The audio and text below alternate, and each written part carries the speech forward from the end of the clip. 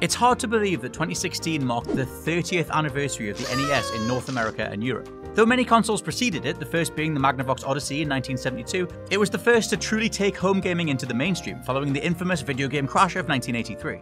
Its success stands as one of the most definitive moments in the history of console gaming, which has seen countless console manufacturers, developers, and notable franchises come and go. Much of this history is well known, as notable consoles and games exemplify childhoods and generations. Try finding a single soul who hasn't played Super Mario or Final Fantasy VII, for example. Lesser known, however, are developments behind the scenes, the business decisions that greenlit those ideas in the first place. Many of gaming's most impactful butterfly effect moments are fascinating to focus on, as had any dice rolls gone the other way, the industry today would be a completely different beast. I'm Scott from WhatCulture.com, and these are 9 video game moments that changed everything. Number 9, Pokemon is given a second chance. Beginning life on the original Game Boy, Pokemon's addictive, go-catch-em-all premise resulted in sales of more than 30 million units, becoming one of many people's favourite franchises of all time. None of the series' success would have been possible, however, were it not for the provision of a second chance. Creator Satoshi Tajiri was actually rejected back in 1990 when he first pitched the idea, then known as Capsule Monsters. But he was invited to come back by Shigeru Miyamoto, who saw something in the concept the others didn't. In the world of business, it's very rare that failed pitches are given a second chance, yet Miyamoto would then spend the next 6 years working with Tajiri to bring everything together, birthing all the core concepts that still exemplify Pokemon to this day. Number 8, Nolan Bushnell attends a MAGNAVOX event. Many recognize Nolan Bushnell as the founding father of the gaming industry. Having first developed Computer Space, a coin-operated adaptation of a game he enjoyed playing in college, he and colleague Ted Dabney formed a company called Atari in 1972. The same year, MAGNAVOX launched the Odyssey, the first home video game console. It sold around 350,000 units during its lifetime, and might have stood for nothing had Bushnell not attended a trade show demonstrating the system. Taking a liking to a tennis game that was programmed into the device, he told his engineer Alan Alcorn to develop a more sophisticated version, incorporating scoring and sound. This would become Pong, which, as everyone knows, caught on massively with the public, becoming a staple of arcades and households alike. Take away that chance encounter between Bushnell and MAGNAVOX, and you not only lose Pong, but the entire first generation of gamers as we know them. Number 7, Fairchild choose the cartridge. Most early gaming consoles had one particularly major limitation: they could only play the games that were built into them. This meant that in order to innovate and create new games, developers had to constantly launch new versions of their system. Atari released 6 in the 2-year period between 1975 and 1977 alone. Fairchild, predominantly a semiconductor company, entered the market in 1976 with the Channel F. Though somewhat basic even for the time, it instead played games that were stored on cartridges, which were sold separately to the console.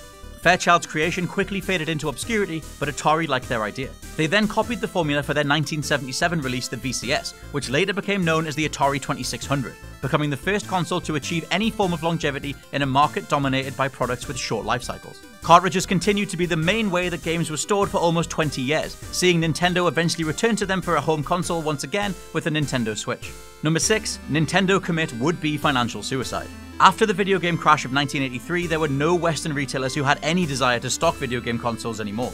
They were widely perceived as a fad that had passed, leaving Nintendo with no way to penetrate the American market, despite the NES selling more than 2.5 million units in Japan by the start of 1985. After a test marketing release failed, it seemed as if the American public wanted nothing to do with the likes of Mario and Zelda.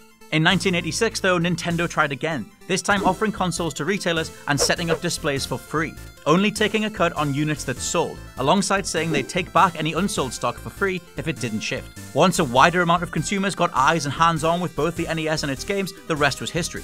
Number 5, Mr. Video becomes Mario. Speaking of Nintendo, Mario is of course one of the most iconic video game characters of all time. The mustached hero first appeared in Donkey Kong, but he was called Jumpman, and it's debatable as to whether Nintendo would still be a major player in the industry without him. It's also debatable just how much Mario would have caught on had he maintained his original name, Mr. Video. Creator Shigeru Miyamoto famously said Mario would have disappeared off the face of the earth had the North American team responsible for localizing Donkey Kong not opted to change his name. He certainly has a valid point. I mean, can you imagine playing Mr. Video Kart or Mr. Video Odyssey?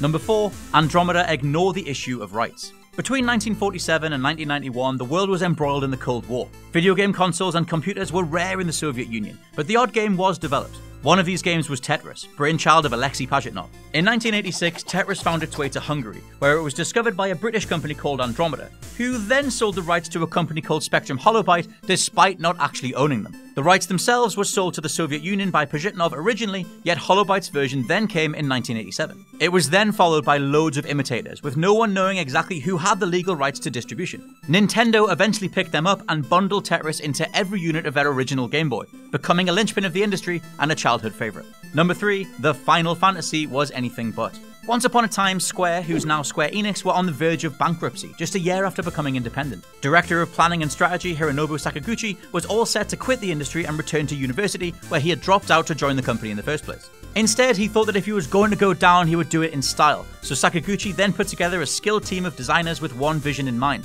an RPG called Final Fantasy, with a title indicative of his company's expectation that it would fail. Determined to prove his doubters wrong, he fought a number of battles to ensure that the game had the best possible content and was distributed to the widest audience possible, securing magazine coverage and doubling the production order from 200,000 units to 400,000. Final Fantasy remains one of the most well-known gaming franchises of all time, but without Sakaguchi's decision to go above and beyond his job description, Final Fantasy as a name would most likely just be a footnote in gaming history.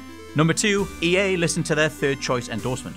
Once upon a time, EA were vying for position in a competitive and fast-growing industry, just like everyone else. They'd conceptualized what would later become Madden, yet EA founder Trip Hawkins was unable to secure a marketing deal with a suitable figure to represent the game. His first choice, Joe Montana, was already under contract with Atari, and his second, Joe Cap, was a no-go. Tripp then turned to John Madden, already a pundit with his playing days behind him, for endorsement and expertise. Madden was happy to be involved, but made several alterations to EA's vision, upping the amount of players from 6 or 7 to 11. He refused to work on something that wasn't real, forced his name onto the box despite practically being unheard of at the time, and worked with EA to develop the plays that would be contained within. That first pick, Joe Montana, ended up signing with Sega in 1991 to create Joe Montana's NFL Football. Yet it was a far more simplified and largely mediocre release. Had Trip Hawkins got his way and secured Montana over Madden, the sports genre would look a lot different today.